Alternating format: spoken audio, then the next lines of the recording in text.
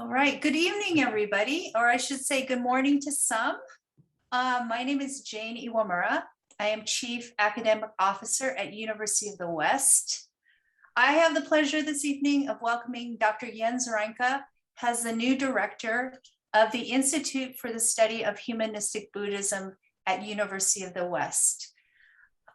The Institute for the Study of Humanistic Buddhism, known as we know it, ISHB, was established in 2019 and is devoted to the multifaceted study of Buddhism and its ongoing application within the human realm.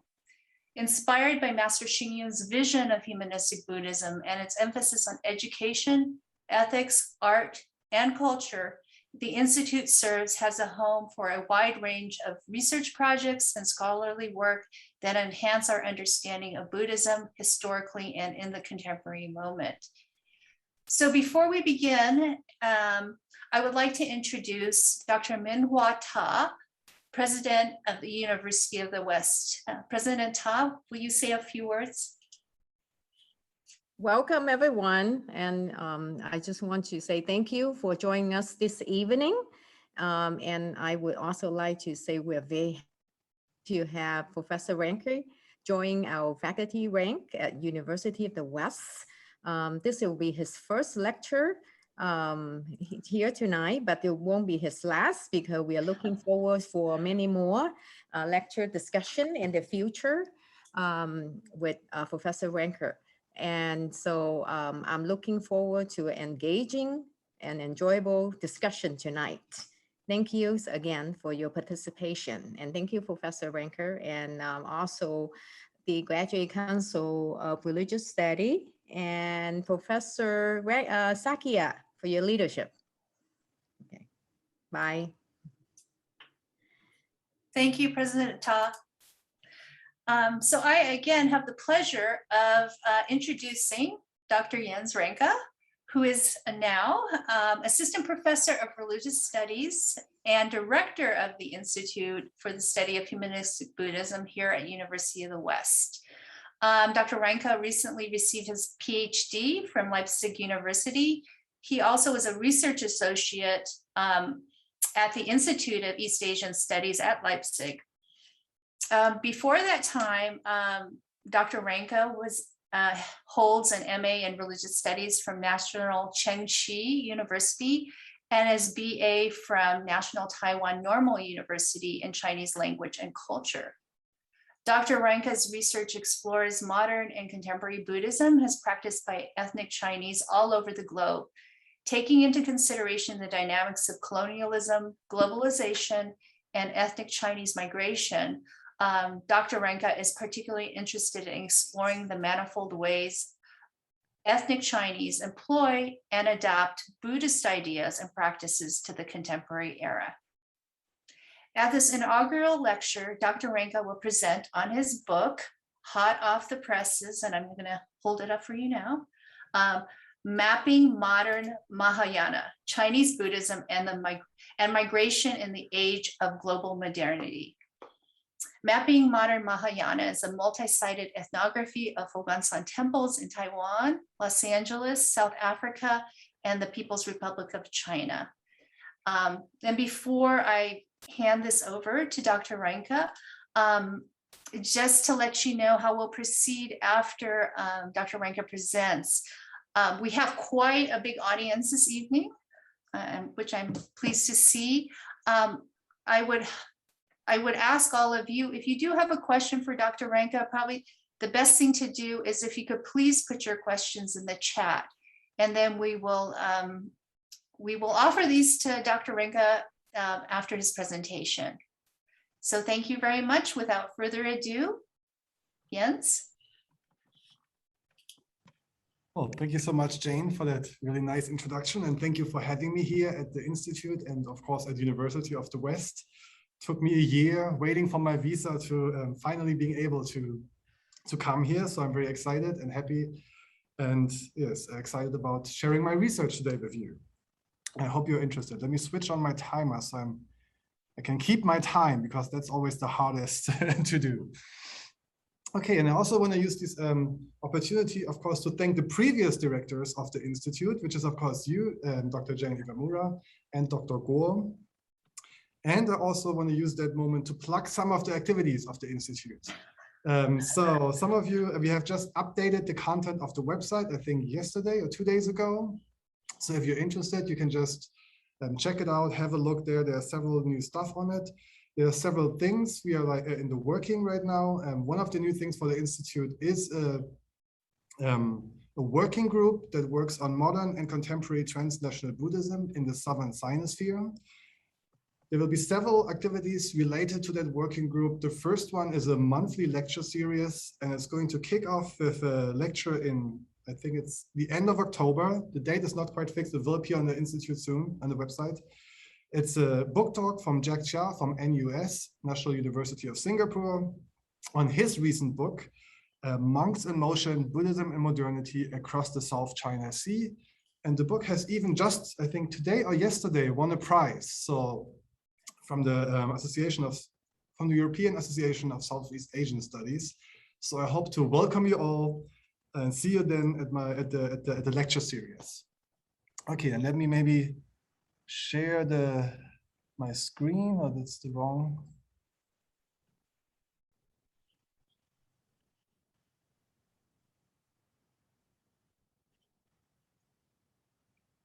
Okay, can you see the PPT? Perfect. Okay, then let me start. Let's just start with my book talk today. I don't have the physical book with me right now, but I have pictures of it in the presentation. Of course, Jane just showed it to you because I'm still waiting for my books to arrive here in the US. Okay, as Jane mentioned, the title of my book is Mapping Modern Mahayana, Chinese Buddhism and Migration in the Age of Global Modernity. Throughout the presentation, you will see fieldwork pictures. So that's actually a picture from the Naghor temple in South Africa. I'm not going to talk, I mean, most pictures are fieldwork pictures. There's one or two who are like stock pictures. So I'm not going to refer to these pictures directly. So if you have any questions, you can ask me later during the Q&A session. Okay, so the book is based on my thesis, which I wrote at Leipzig University, where I was a PhD candidate at the Sinology or China Studies department, and at the same time a researcher at the SFB 1199, which is the Collaborative Research Center in Leipzig. And there's something I think very particular about the European academic system, which is quite alien, I assume, to the US. So in Europe, you have these huge temporal research centers where like people from different interdisciplinary backgrounds come together and do research on a particular topic. So the one I was working for, and which is still going on, is there's always like it's 4, 8, or 12 years. I was working for it for the first 4 years, and focuses, or has the name, a very jargony name, processes of spatialization under the global competition. So in the like more colloquial terms, you could say it looks at globalization or processes of globalization.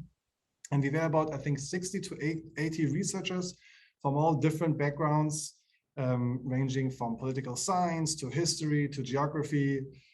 I think literature was represented. Then, of course, we had the area studies, African studies, American studies, and of course also Asian studies, Chinese studies.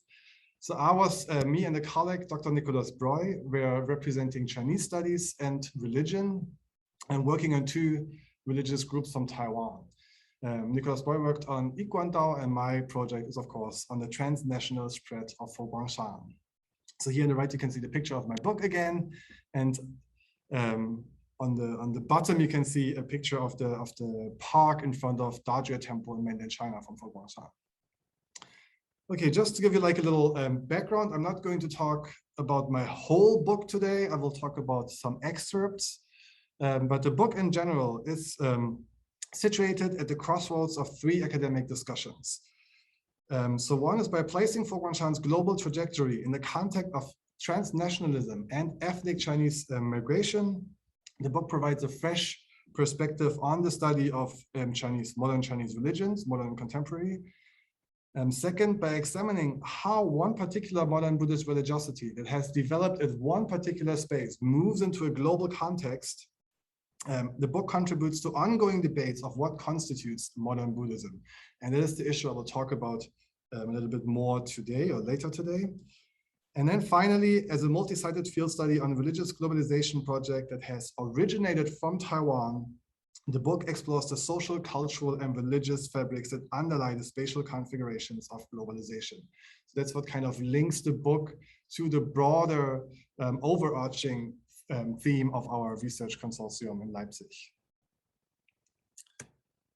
Okay, let me just say a little bit more about the method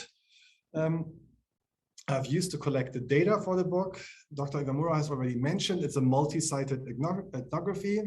The term multi-sited ethnography is, of course, coined by the anthropologist, I think his name is George. I always forget his name, sorry, but what's his name?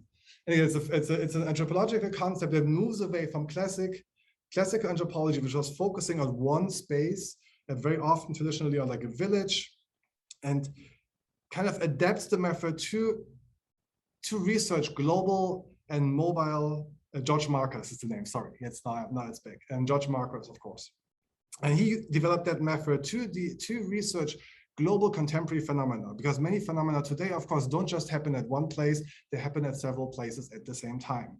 So Marcus then coined the term, we have to, instead of staying in one space, we have to follow the object of research, the people, the ideas, the objects. And in my case, of course, that meant following Fo Guang Shan. So that's what I've tried.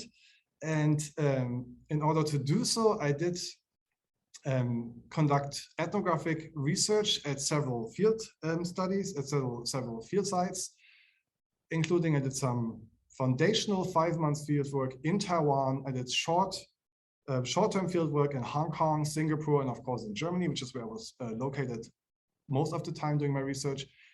And then I did conduct ethnographic research at the 3 main field sites, which is Fo Guang Shan facilities in South Africa, USA, and China. I always moved to the regional main temple in those areas and try to do full-time temple stays. That was at some places easier, at other places not as easy. Of course, South Africa and the USA wasn't much of a problem. I went to the Naghor temple in South Africa, in Bronkhorstspruit, which is in a rural area not too far from Pretoria. And of course, in the USA, I went to the Shilai Temple, which is here in Los Angeles, not far from where I am right now. But of course, in the People's Republic, it was a little bit more difficult. So I only I did a full-time temple stay for 1 week and stayed then for 4 weeks right next to the temple in a hotel, did daily visits. And I always did 9-week stays at each place, besides Taiwan, where I stayed for 5 months. And the rest of the time, I would travel around and visit the other facilities of Fo Guang Shan in the People's Republic. So why did I choose those different temples? Of course, Shilai Temple was a natural candidate. It was at the center of Fo Guang Shan's globalization project. It's at the center of what is called, what some scholars call the ethnoburb, the San Gabriel Valley, with a flourishing and vibrant ethnic Chinese community, particularly of post-1965 ethnic Chinese migrants, and were much more affluent and of course very educated. And this is a very different generation of migrants than the former colonial migration of migrants who came from the southern coastal provinces of mainland China and settled then in the inner city Chinatowns. So Fo Guang Shan here can, of course, has a very large donor base. It's a very, very vibrant temple, Shilai Temple. It's a much more affluent temple. But in order to get a more complete picture, I always wanted to include a temple at the margins of Fo Guang Shan's global temple net. That is why I included the South African temple in Naghor, a Naghor temple. Naghor temple, because in South Africa right now, the Taiwanese community is shrinking due to certain reasons.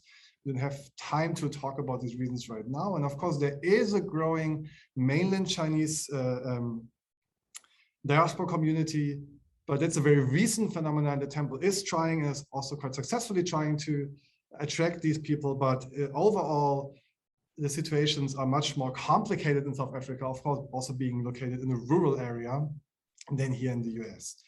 And then finally, I also needed to include the most recent development within Fo Guang Shan's global development, which is from the early or mid-2000s on. Fo Guang Shan is developing in mainland China and has the ancestral temple of Master Xing, the Dajia temple in Yixing as one of the main temples there, but there are also several more cultural centers, Di Shui Fang, a water drop tea house, and museums, and so on. So in order to kind of cover the whole scale of the global development from Fo Guang Shan, of course, I also had to include China. And some more words on my research methods. Of course, I used an anthropological approach. So I used participant observations, semi-structured, open-ended interviews, informal conversations, and analysis of print and online Fo Guang Shan material to produce my data. And then I tried to put kind of set up a dialogue between these ethnographic data and research on modern Chinese religions, research and ethnic Chinese migration, and of course on globalization. Okay, some more words on the structure of my book. I'm not going to tell about the whole book, but just give you an idea what the whole book is about. Chapter 1 to 5 are the main chapters. In chapter 1, I'm kind of zooming out to provide like a little bit more like a broader context about the history of Reinke Buddhism or humanistic Buddhism. Reinke or humanistic Buddhism is a socially engaged form of Buddhism that has developed in the early 20th century in mainland China. And it is very much linked to the process of building China as a modern nation state. And thus there's this very strong focus on social engagement and contributing to society. And we'll talk about that more today later.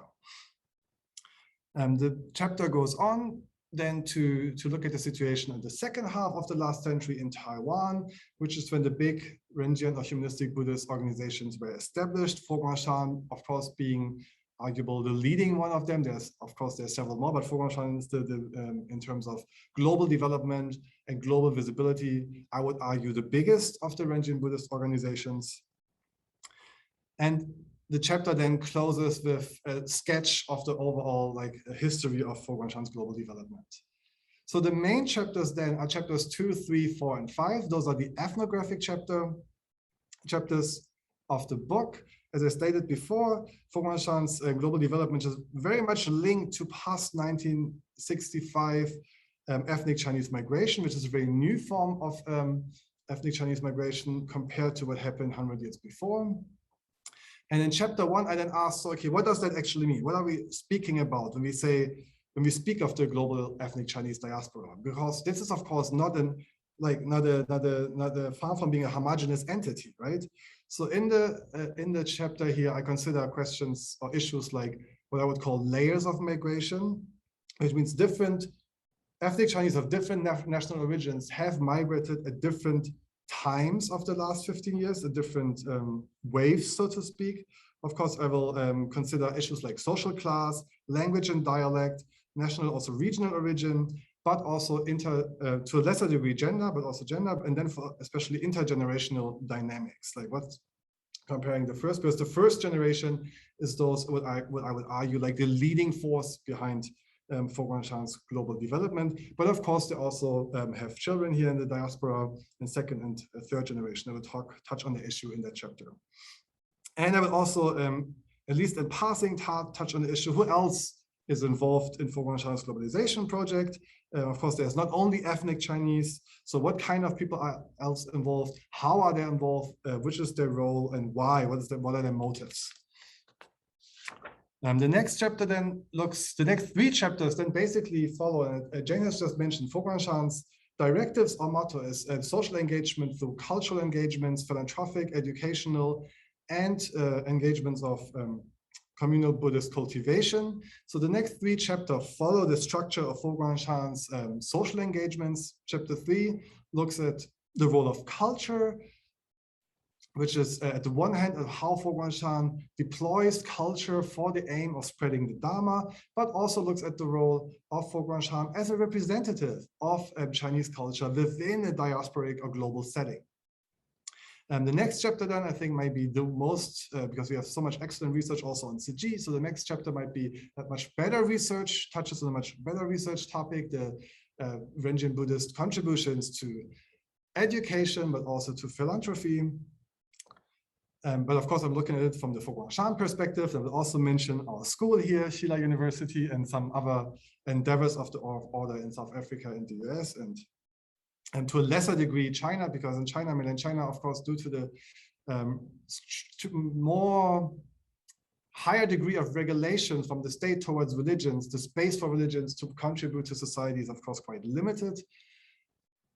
And then in the 5th chapter, I'm moving on to, which is also the topic I'm going to talk about today, about looking at Buddhist or religious cultivation in a communal form as a way of social engagement. Yes, and that's something I'll talk about more in a minute. But just one more sentence to the conclusion. The conclusion then kind of links all these topics to the broader frame of the 3 key discussions I mentioned before, and of course also to the bigger framework of the research center in Leipzig. Okay, let me just move on to chapter 5. The title is Purifying the Multitude. So to give you a quick overview, what I did in chapter 5 is I was looking at what I would call the directives of Fo Guang Shan. You could also call it maybe the philosophy or the motto of Fo Guang Shan. I'm looking at the range of cultivation practice that are available at Fo Guang Shan, particularly in a diasporic setting. I'm trying to characterize what are the main, or assess what are the main characteristics of Fo Guang Shan cultivation practices.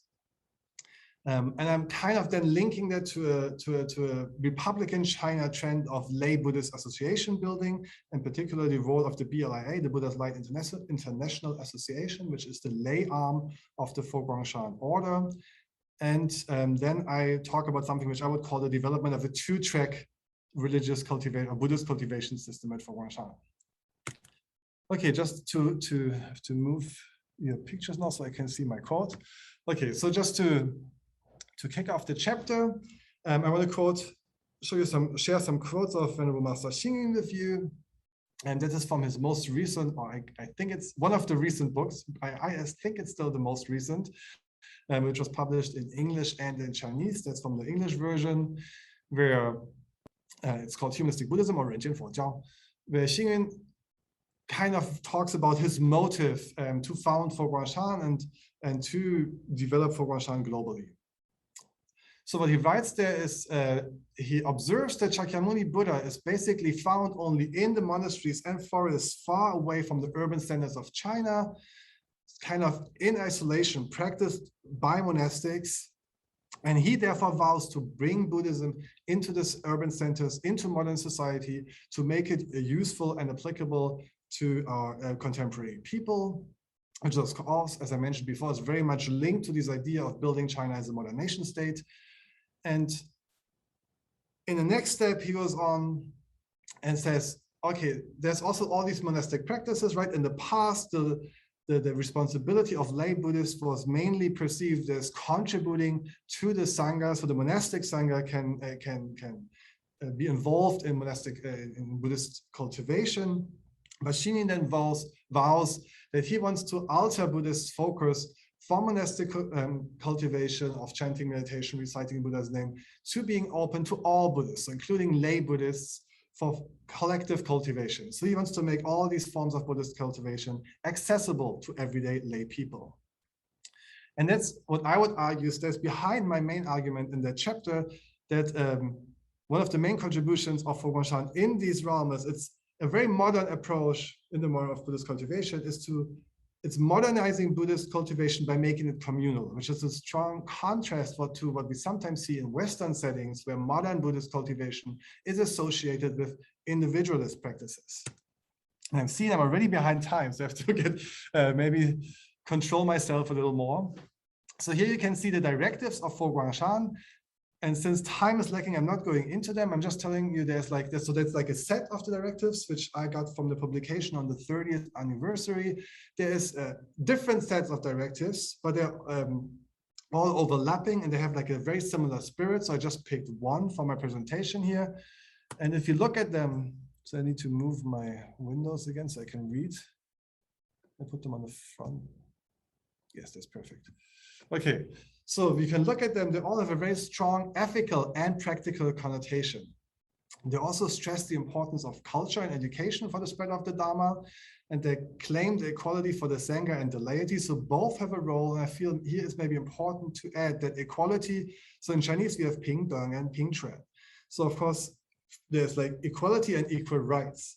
So from a Fo Guang Shan perspective, they would argue for equality between the Sangha and the laity, but that would not translate into having the same functions and roles, right? Everybody has their own role and function. They're equal on a certain level, but they still have different roles. And of course, another, I think, very important point is they profess the merging of the modern and the traditional. So as I show in my book, Fo Guang Shan is clearly a very modernist and modern Buddhist order. However, this is not done at the expense of the traditional, or what is perceived as the traditional, and not in a way which we sometimes find in more Western, like sacralized settings, where there's where modern Buddhism is equal to sacralized Buddhism. So here I would argue it's a very highly modernist Buddhism, it's a highly communal Buddhism, and not a secularized Buddhism. So if you look at the function of these directives, they are designed to make Buddhism serviceable and applicable for contemporary society. So one of the ideas of these, so it's not like individualist directives, right? They help people to become a harmonious part of the group. How to like be harmonious if you're like your group of friends, your family, at your workplace, or in a broader context of global or national society. And which is also very specific for Fo Guang Shan is they're not referring to complex Buddhist terminology or like some more of the, let's say, esoteric concept like emptiness or any other of these more complicated Buddhist concepts. But so they don't really directly refer to Buddhist sutras and doctrines in these directives. But they're meant to provide clear and applicable guidelines. So there's something that is meant to put into practice, right? The most famous one, for example, is the 3 goods. So Fo Guang Shan promotes the 3 goods campaign, where they said, think good thoughts, say good words, and do good deeds. And especially when I was in the field, those of me who worked with children and youth, they said, and from their experience, like breaking down Buddhism to this more like applicable level was very useful, especially within their work with youth, but also with the elderly, and kind of, make Buddhism making Buddhism accessible for these groups thereby. Okay, let me just move on to the range of cultivation practices we can see of Fo Guang Shan. At the right, you can see the picture of a Dharma assembly, a Fa Hui, which is, of course, I would say, argue the most common form of Buddhist cultivation in contemporary and modern Chinese Mahayana traditions. There's different forms of Fa Hui, so it's basically like a generic term. And there's, we won't go into that right now, but of course, very important ones are the repentances. So the picture on the right is the Emperor Liang Emperor Liang repentance from 2017 at the Naghor temple. But of course, there's also many smaller Fa Huis. Of course, there's also much bigger ones. So the Emperor Liang is one of the bigger ones, but there's even more bigger ones, like the land water one. But the most common one are weekly recitations. They mostly take 2 hours, and they're based on a particular sutra or text. Then the next is Fo Guang Shan organizes 8 precepts retreats, which is 1 day-long retreats where people can take more than the usual 5 lay precepts. They take 3 more precepts and live them for a day. Of course, there are several short-time monastic retreats. There's the international one, but there's also the international one is the English language one. There's the Chinese language one, which both focus on youth in the broader sense. I think it's until 35, people until 35, who then go to the monastery, live there for an extended amount of time and experience the monastic lifestyle. And of course, meditation is, of course, also a big part of Fo Guang Shan, meditation, and as well Buddha's name recitation, the recitation of the name of the Buddha Amitabha. Both can be practiced at weekly settings at many Fo Guang Shan practice centers and temples. There's like 2 weeks, 2 hours every week. Of course, all of those things I'm talking about right now was before the pandemic. Now it's a little bit different. So they could be practiced weekly, but of course, there's also several day and longer retreats, meditation retreats, as well as Buddha's name recitation retreats. Another practice is sutra copying, which is also very common. And all these practices so far, they are of course not unique to Fo Guang Shan, right? They can be practiced at most other Chinese Mahayana temples. What is unique to Fo Guang Shan is due to its size and resources. Fo Guang Shan has the manpower to offer this range of cultivation practices. It has the manpower to offer huge Dharma assemblies, such as the Emperor Liang, or even the water-land Dharma assembly, which requires a huge amount of manpower. But in addition to these more traditional or more common forms of practice, Fo Guang Shan also organizes what is called the book club meeting. I will talk about that a little bit more in a moment, but just give you a short idea. So the book club meeting is kind of moving away from the traditional Dharma talk format, where a monastic would sit in the front and lecture on a particular text or sutra or Buddhist concept. The book club is organized from a particular BLIA unit. It's much more dialogical. People pick a text, might be a more easy or accessible text, like a poem from Master Xing Yun, or a song, might also be like an excerpt from the sutra. So depending on the particular level of this group, and then they will discuss the group and present towards each other summarize the group and how they interpret their readings, and how they apply very often, how they apply these texts then to their daily lives. And of course, Fo Guang Shan also has many, many new rituals. I mean, we see a picture here of a baby blessing ceremony. So there's rituals that are kind of made to adapt to the modern urban lifestyle of the laity. So here too, we can see a picture from Naghor Temple, where the abbot is blessing a newly born. We also find ceremonies like, for example, the ceremony of light and peace, which at the Naghor Temple is a ceremony that is targeted at non-ethnic Chinese and introducing Chinese cultural practices which are related to the Chinese Mahayana tradition. So for example, tea meditation or sutra copying. And of course, there's also, and I think as far as I know, the last point is so far was not organized outside of Taiwan. There's the Chan and Pure Land dual practice blessing Dharma assemblies, which are huge form of Dharma assemblies, which take place at huge sports stadiums. They incorporate light shows. There's performance aspects. There's group chanting with these mega audiences. So, but as far as I know, that's the only one which has not taken place in a diasporic setting so far. And of course, this list is not exhaustive. So there's of course several more. I just want to give you an idea of the vast and the rich range of cultivation practices besides just meditation that take place at Fo Guang Shan. However, most of these practices take place in the Chinese language, and we'll talk about that later in a second. So to talk more about the characteristics of these cultivation practices at Fo Guang Shan, is most of them are globally standardized. So if a devotee of Fo Guang Shan steps into a Fo Guang Shan temple in Korea, in the US, in Berlin, or in Kaohsiung or Taipei City, they all can expect basically the same ritual format, more or less the same time scale, the same timing, scheduling. It is also very accessible. So Fo Guang Shan, traditionally or customarily, we would have the lunar calendar decide, for example, which day is the right day to celebrate the birthday of Avalokiteshvara or Guanxi Pusa. But of course, nowadays people work. So Fo Guang Shan moves these festivities from their designated lunar calendar day to the next weekend day to make it accessible to the laity, which is of course working during the weekdays. As with the baby blessing ceremony, there's a very big stress of making all these things applicable to contemporary life, to help people to solve problems in work situation settings, family settings, and so on. But despite all these very reformed aspect to the Buddhist cultivation practice, it is still completely embedded in the mainstream Mahayana doctrine and cosmology of mainstream Chinese Mahayana Buddhism.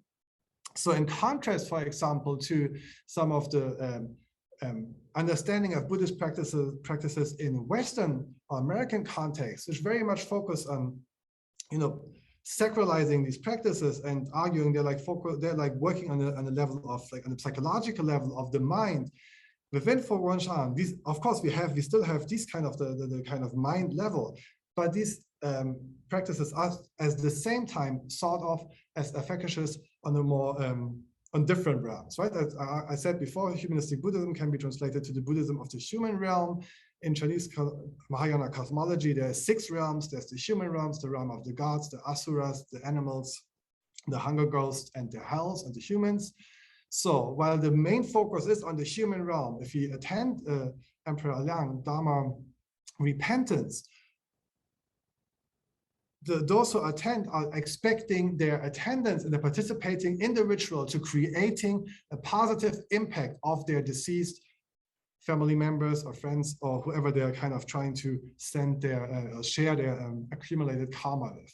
So these practices are thought of as effectuous. They not only work on the psychological level according to the understanding of the practitioner.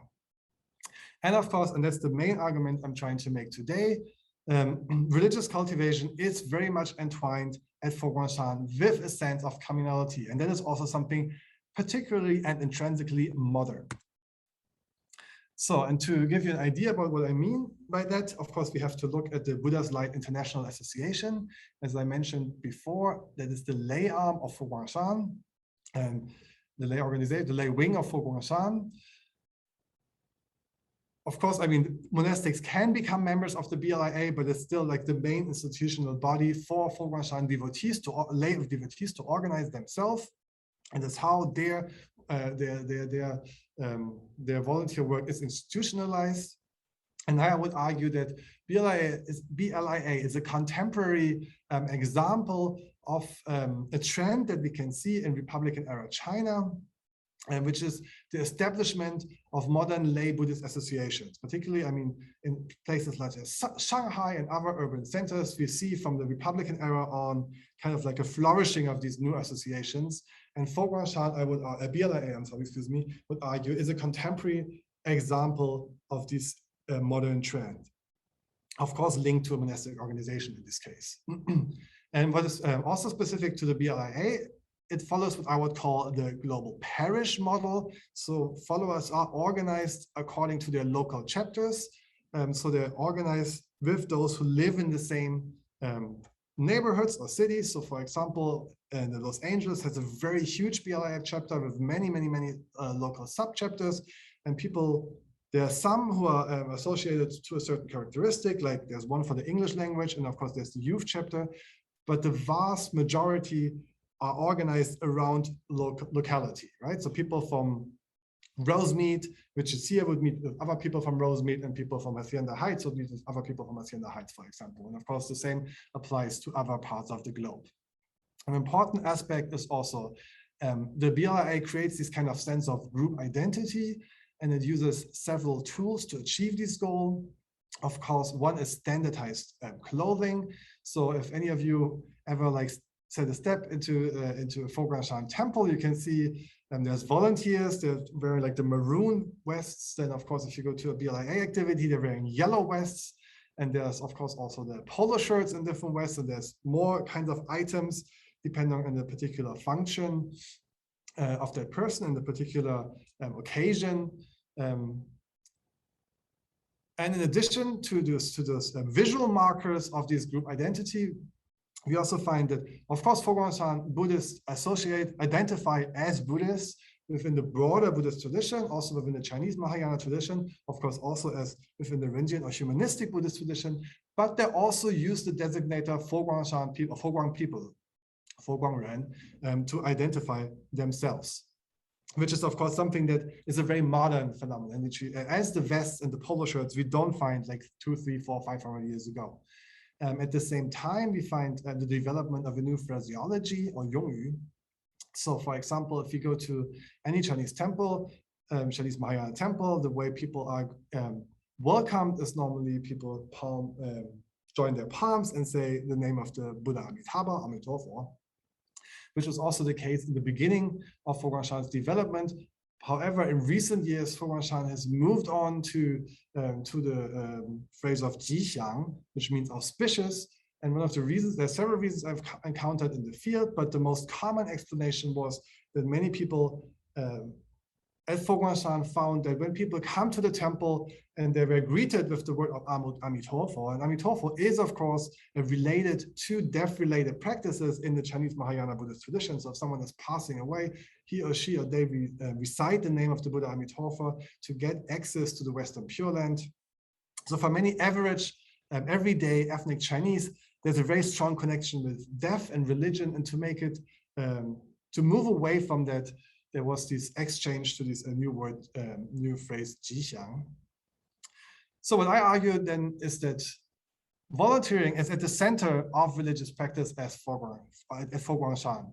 And of course, many of you may argue that is not specific to Fo Guang Shan, that it's very common for Chinese Buddhism, or for Buddhism in general, right? For the Buddhist laity in general. But I would argue, because it is so institutionalized, it is much more communalized as in more historical settings. And I want to discuss that with you by showing you like a certain example. And it is the Emperor Liang Repentance Dharma Assembly at the Naghor Temple in 2017. So at the right, I don't know how much you can read, it's a small picture. You can see the schedule, and there's actually 4 different activities which are merged together. There's the Dharma Assembly, the repentance itself. There's the book club meeting. There's a celebration, the Fo Guang Night. But there's also the BLIA World Headquarters Africa Fellowship meeting. And if you look at the schedule, I'm not going into it too much, just to give you like a rough overview for those who don't read Chinese. It starts on Tuesday and it goes on until Sunday. Tuesday is arrival day. On Wednesday, Thursday, and Friday, from 6 o'clock in the morning on to 5:30, we have the repentance part where people recite the Emperor Liang and they repent. In the main shrine. In the evening, then here in the schedule, you see like the I would say the more customary schedule, where the evening, the day is completed with a Dharma talk. However, that was not the case at the Naghor, at this Naghor example. So they exchanged the Dharma talk with a book club meeting. So instead of this Dharma talk, which you can basically attend alone in the audience, you have these very social book club meetings where people attend as members of their local BLIA chapter, involved in activities. It's very dialogical. They learn about their own chapter, but also about the other chapters. So the communal aspect is very strong. And if people don't attend in the evenings because they're exhausted from this very long day of chanting and kneeling, and those of you who have attended know it's a quite arduous task. They were friendly yet firmly reminded to please attend the whole program, including the evenings. So that goes on until Friday. And then on Saturday, we see in the morning, there's still the repentance. Then from 8:30 to the evening, we have the BLIA World Headquarters meeting. So people exchange their ritual gowns with the BLIA cloth, move to the guest house, participate in the conference. In the evening, there's the celebration. On Sunday, in the morning, we go back to the repentance. Then after 8:30, we go back again to the fellowship meeting. And then the whole event is closed with a triple recitation of the Amitabha Sutra. So we can see here, the whole event is organized as one communal event. So it's really hard to just participate in one part, right? If you go to another temple, of course, you could just participate in the Fa Hoi Dharma assembly, but you could do it alone. You just go there and then you leave. You don't have to interact with anybody. But here you're really part of a group. So that's a very big difference to, I would argue, more customary ways of organizing the Emperor Liang Dharma assembly. So it's a highly modernized, but also highly communal approach. And in my book, what I do in my book is when I look at the other areas of social engagement, like culture, philanthropy, education, I assess that in all these fields, there's actually like a cross-cultural mixing, right? If you look at the temple, at the big festivities at Xilai Temple, of course, there's visitors of all kinds of backgrounds, not just ethnic Chinese. And the same goes for like the university here, the educational involvement. Of course, our students have all kinds of backgrounds. And the same applies to the philanthropic endeavors. However, the religious practitioner, Buddhist cultivation aspect endeavors, we can see the development of a two-track system where both groups don't really mix. And this is really particular to this area of engagement. So what we can see, as I just showed you, is we have a huge variety of cultivation methods that take place in the Chinese language. There's a strong focus on communality and on ethics. But on the other side, we have non-Chinese activities, so basically only meditation activities, who are then attended by the local non-ethnic Chinese population. Of course, in the US, that take place in English. In Germany, would be taking place in German, and so on. So in this setting, this is much more individualized, and we have this classical idea of Western idea of Buddhism equals meditation. And what I found very interesting when I was in the field and kind of asked one of the ethnic or the Chinese language Fo Guang Shan members, if they or why they don't attend, because of course, if you look, it's not only that there's very little non-ethnic Chinese engagement within the Chinese language activities, it's also the other way around. Even though of course they speak English, if they live in South Africa or in the US, there's very little engagement of the first generation ethnic Chinese migrants within these local English or German language meditation activities. So when I asked one of the, really slightly over time, it will take 5 more minutes. And when I asked one of or actually several people, the explanation that always came up, one of those ethnic Chinese ayis or elderly ladies, why they wouldn't participate, those who stayed at the temple or to contribute a lot to the temple, or play an important role within the temple, why they wouldn't participate. What they argue is the local, there's a quote here, the locals are only in locals, meaning in this case, the white South Africans. The locals are only interested in meditation. They hope to achieve some mystical experience. That's very different from why we are here. We Chinese come to the temple to study Buddhism. And I find that's a very interesting quote, which stands in stark contrast to the quotes you sometimes find in the literature about Buddhism in the West or global Buddhism, where we have this explanation from a white perspective, which argues, oh, the Western white Buddhism practiced by white converts is the pure Buddhism, and then the Buddhism practiced by Asians is the cultural Buddhism. So here we find kind of like a very different perspective. Okay, then just to wrap up and to kind of bring it connected more to the overarching topic of my book. So what I argue here is, if you talk about modern Buddhism doesn't appear in a singular, but in a plural. So we might talk about modern Buddhisms, or I will talk about multiple modern Buddhist religiosities in my book.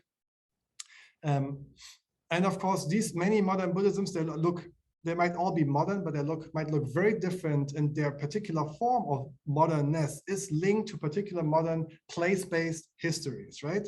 So we have the modern Buddhist communalism within the Taiwanese ethnic Chinese setting, contrasting with maybe a more individualist approach to Buddhism, which we find here in the US. But of course, there's many, many more, right? There's as many forms of modern Buddhism as there are modern societies. So it's very much, we have to look at the place-based histories. And I'll talk about this in more detail in my book. And my last point I'm going to make is, because some scholars who have researched Fo Guang Shan or Reinke or humanistic Buddhism, they argue humanistic Buddhism represents a secularized form of Buddhism that moves away from what so-called superstitious Buddhism of the pre-Republican era. And I don't agree with this perspective. I instead follow the perspective of Underlie and Jessica Main, who argue that socially engaged Buddhism, not just humanistic Buddhism, but also other forms of socially engaged Buddhism that appeared during the last century, is actually a mirror image of secularization, represents a mirror image of secularization, which means that with the introduction of ideas of a secular sphere, a public sphere, and religion as something private that introduced China through Japan from the West, socially engaged Buddhism was kind of a response of Buddhist actors to recreate space for Buddhism within society. And the technique there was to achieve this goal was to sacralize the secular society and make it like a field of cultivation for Buddhist actors. And when I talk about that more in my book, one of the core doctrine within this context is the idea of a Pure Land on earth, or Pure Land in the human realm, which kind of transforms the mind-only understanding of the Pure Land, which has a very important role in negotiating tensions between Chan and Pure Land doctrinal conversation, controversies in Chinese Buddhist history. And they expand these concepts from the individual to society as a whole. But it does not follow at all that there is like some form of sacralization involved. Okay, and I'm closing my talk here. I've spoken 5 minutes too long, and I'm looking forward to your questions. Thank you very much. Thank you so much, Jens.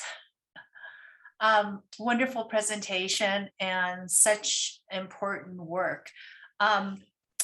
Let's see, I'm going to the chat now, but I am going to take the privilege of being the moderator to ask you the first question, if you don't mind. I was just really struck when you talked about the two-track system, that you have, ethnic Chinese, mainly in Chinese language, and then usually you have, in this case, like if we're in the US, English speakers. And this sounds a lot like what's often called, has parallel congregations, right? Oftentimes in ethnic churches, this phenomena always happens, churches and temples. So the distinctiveness about what is happening with this kind of global Mahayana with Fo Guang Shan is that it's a two-track system within one system, right? It's two tracks within one system. It's not simply that, the immigrant generation has their church or temple, and then the second gen have theirs. I think, so that's my question to you. My question is, one, it does seem that Fo Guang Shan is holding this all together, this two-track system, which is quite amazing, actually.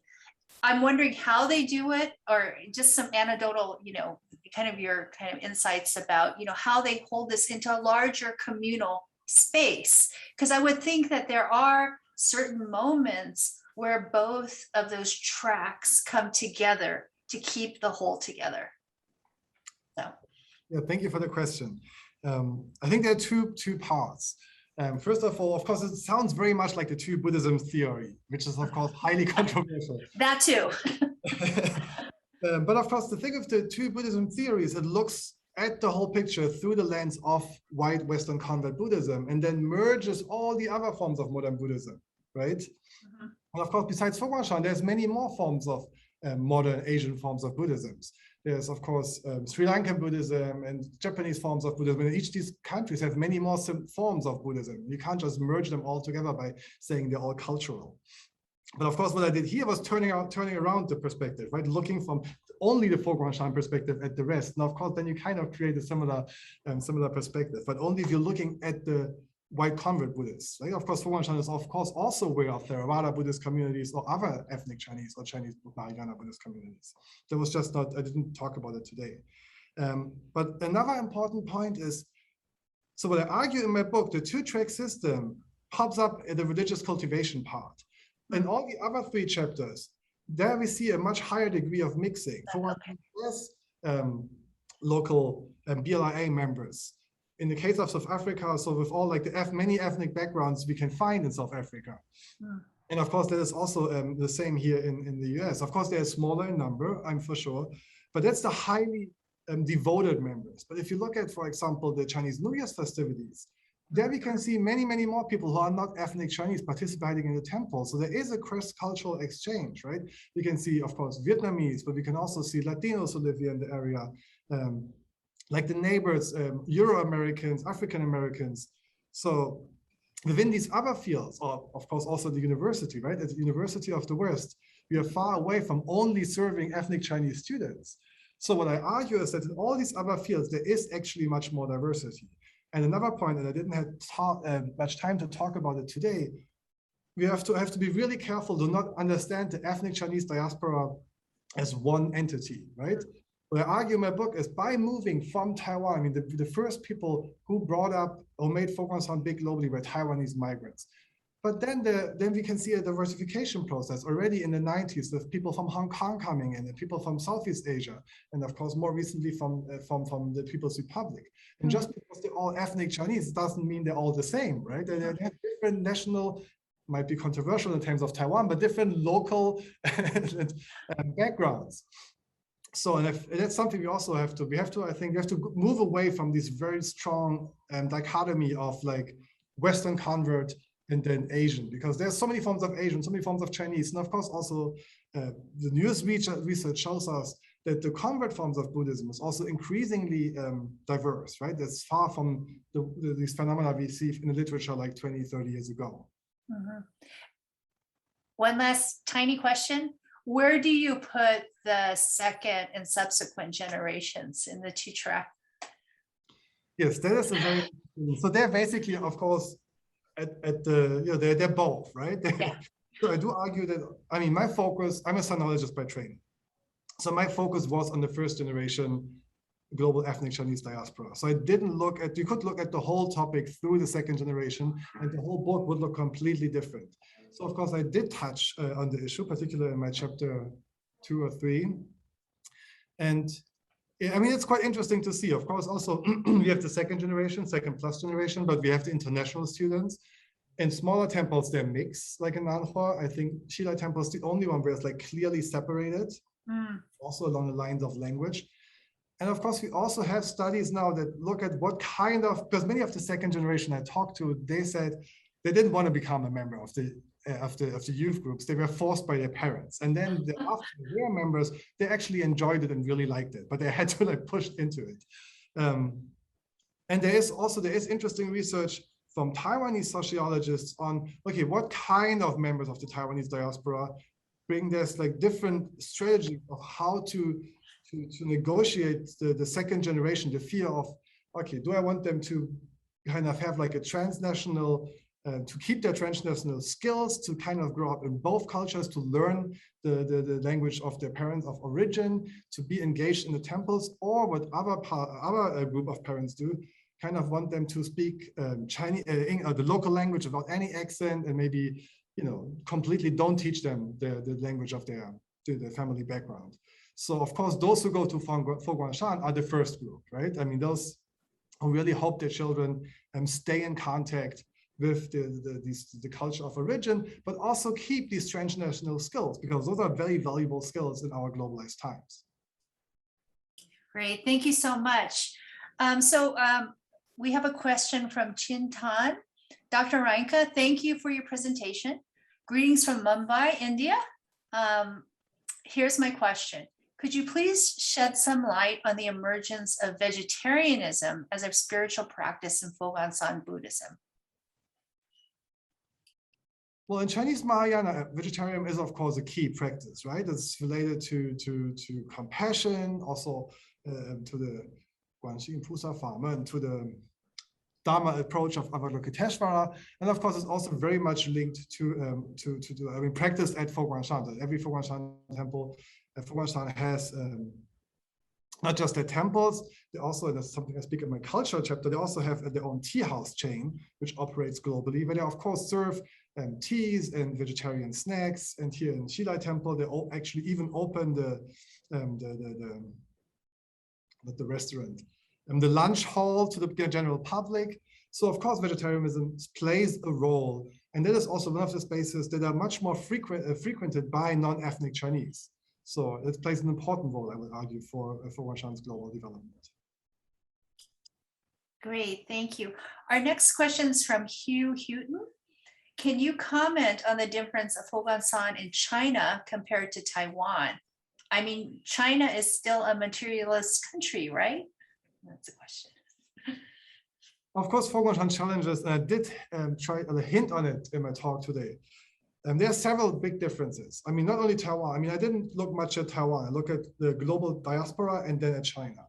Of course, within the global diaspora, Fo Guang Shan serves the diasporic population mainly, not exclusively, but that's the main focus. In China, it's of course the opposite. They're focusing not on the Taiwanese diaspora in China, which is huge, but on the local population, right? So there's a very different approach, because the image of in mainland China, the perception of Buddhism is quite different due to the Cultural Revolution and several other developments.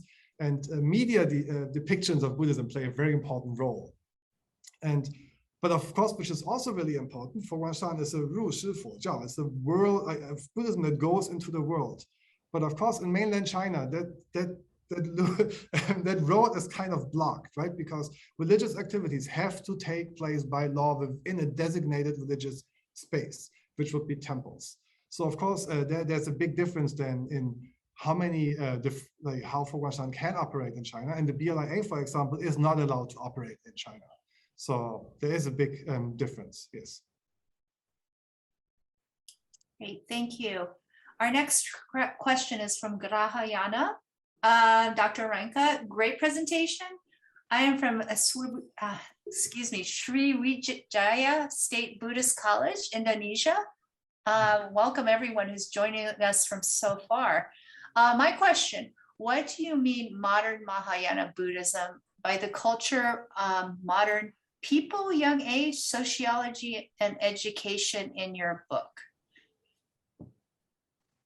I think I have to look at the question. Okay, I'm sorry. What do you mean modern?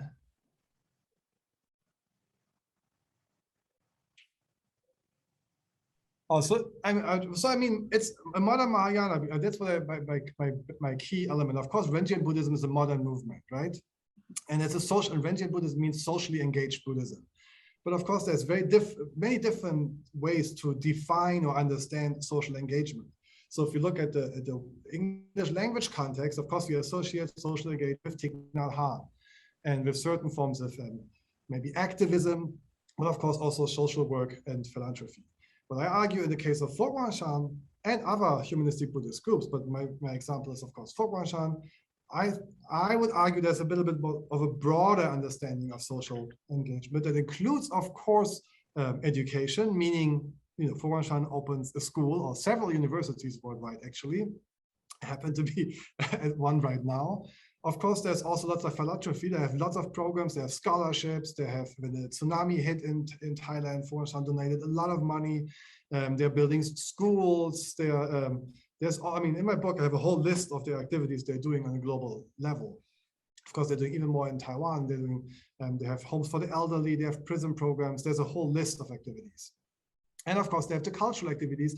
And what I was arguing today, also religious or Buddhist cultivation activities, which should be understood as a form of social engagement. I hope I answered your question. Thank you. The next question is from, and I apologize if I mispronounce the name, John Cuna. Thanks for a very interesting talk, Jens. As FGS spreads into many different places, do they have a policy for how to interact with pre-existing local religious groups, whether Buddhist or non-Buddhist? Or do they simply adapt and adjust to whatever issues arise without a single policy or approach? Yes, thank you. Hi, John. What I tried in my book is moving away from the centers. Of course, headquarters or the Bunshan, the main mountain, they do have strategies, and of course they have policies for the whole global development. Of course, and that's something I didn't touch on in my book, and it's actually a part of Fo Guang Shan global development is interreligious and inter-Buddhist, but particularly interreligious dialogue, where Fo Guang Shan is quite engaged.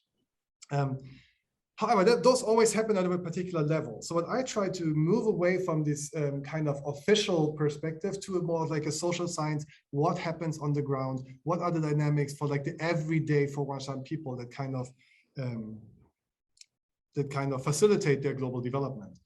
And I would say on the ground, in the past, there was more or less, very much depending on the space, like everybody does their own thing, particularly in a place such like the US, where there's so many groups, but also so many ethnic Chinese Buddhists.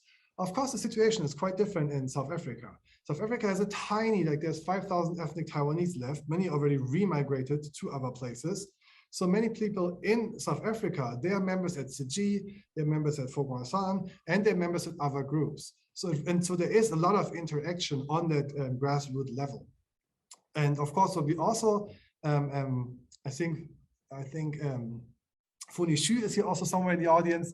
What we've also seen just recently as a response to the rise in anti-Asian hate due to the COVID situation, we do see like a new level of intra-Buddhist cooperation, which I think is it's a new but also very laudable and positive development. So I think there is something happening right now.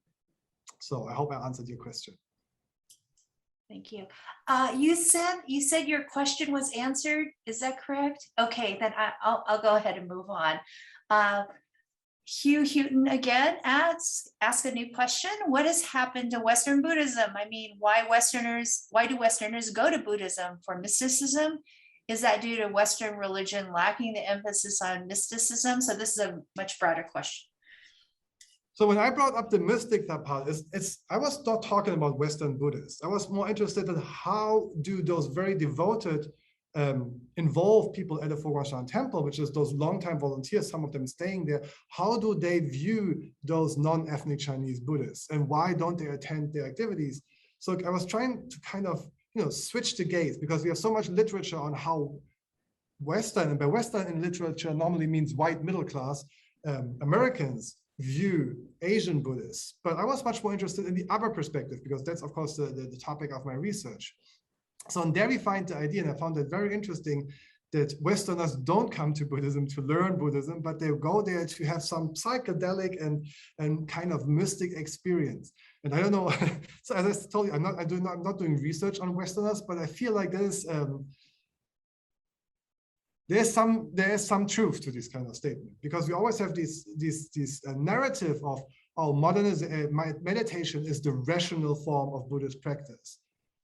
But rationality includes like not sitting there and hoping to reaching some different states, right? That doesn't sound like, that sounds more mystic than rational. So I found it was a very interesting observation from the people in the field, and I just wanted to include it into my discussion today. All right. I'm gonna, everyone is still here. I'm gonna ask another question just to see if we have any more questions from the audience. But my question, Jens, is the relationship between the monastics of Fo Guang Shan and the laity. As you emphasized in your talk, the laity is very significant. This lay Buddhist movement or component of Fo Guang Shan, it's what makes Fo Guang Shan very distinctive in many ways. But at the same time, there is a monastic order. And I was wondering how those two, obviously how authority works, obviously the monastics are very revered in some, they are the spiritual leaders. But then on the other hand, there's this whole sphere of volunteers and lay leadership. And I take it, it's probably not how some other Buddhist orders have handled it in the past. I mean, I just know from my own experience, coming from a Jodo Shin Japanese American background, where, you have a board of trustees, right? Here in the US, that's your lay leadership. And then you obviously have, they're not monastics, they're reverends, and they themselves in a way have taken, they're ministers, but they're lay as well. And they're living in a householder's life still to a certain extent. But I know that Fo Guang Shan is very different. Can you say a little bit about that? Yes, sure.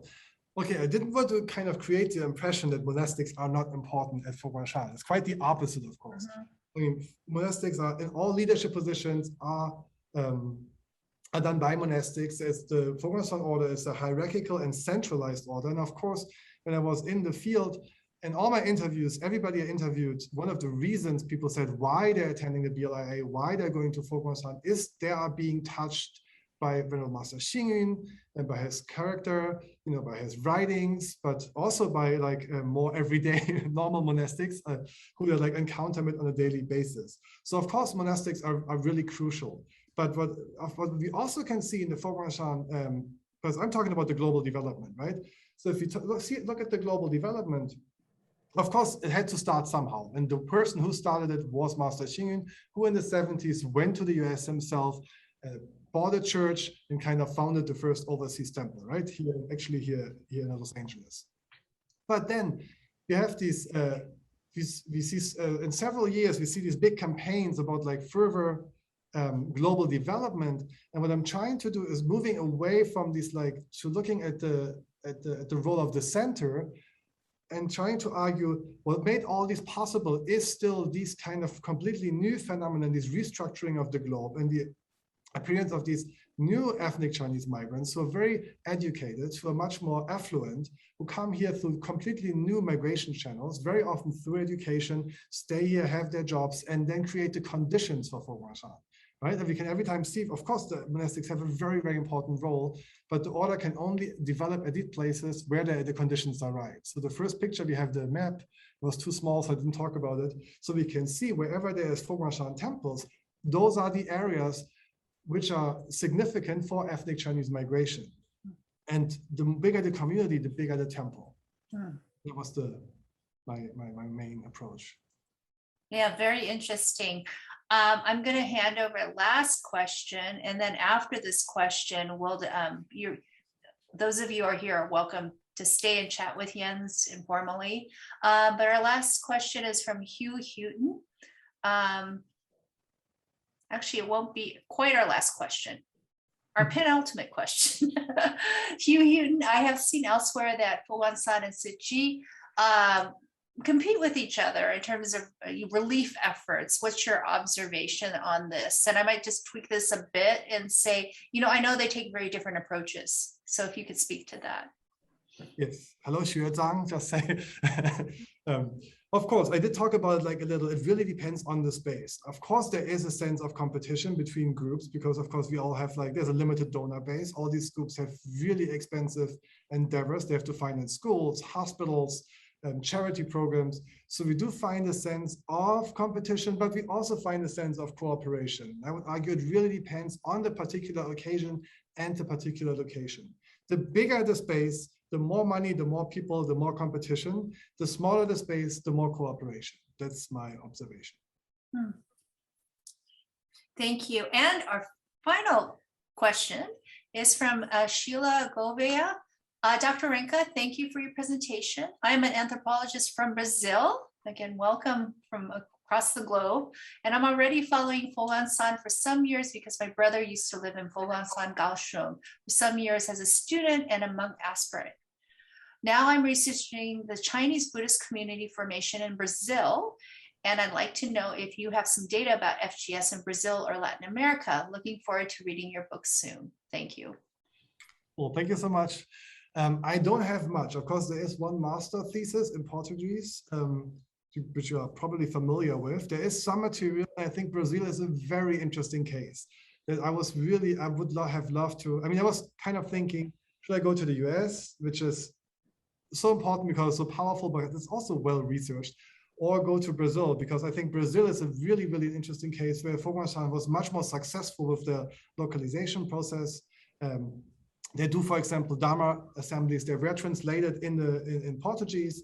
So I feel like I'm very much looking forward for your work. And I hope you can send me your whatever findings you have. But so far, there is very little. There's, as much as I know, there's one or two master theses on the topic. And the reason why I didn't do Brazil is, of course, I don't speak Portuguese. And of course, as an anthropologist, you should speak the languages. So that's why I chose places with English, Chinese. Well, thank you so much, Jens, and thank you to our Jens. I should just say we're delighted to have you here as our director, as a faculty member, and just to have you here in the US after a very long year of waiting because of COVID. But it's just wonderful to have you here. And thank you to our audience who are coming or joining us from so many places. I wish you a wonderful evening. You're welcome to stay and chat, hang out a little here and speak with Jens if you'd like. So good evening, everyone. Thank you so much. Bye-bye. Thanks to everybody for attending.